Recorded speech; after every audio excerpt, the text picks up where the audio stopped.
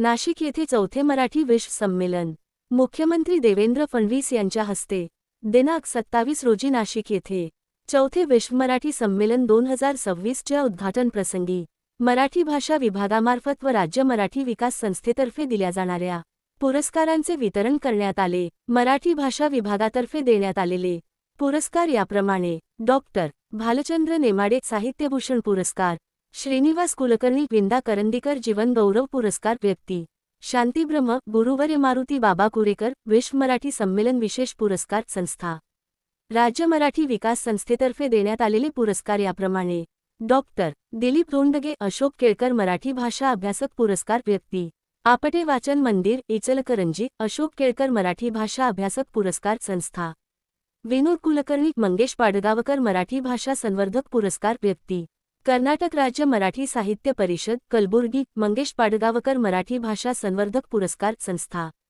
निर्मल प्रकाशन नांदेड श्री पु. भागवत पुरस्कार संस्था। सातपुडा मिरर न्यूज नेटवर्कचे YouTube channel like subscribe share करा। बातमी व जाहिरात साठी संपर्क 9423497275।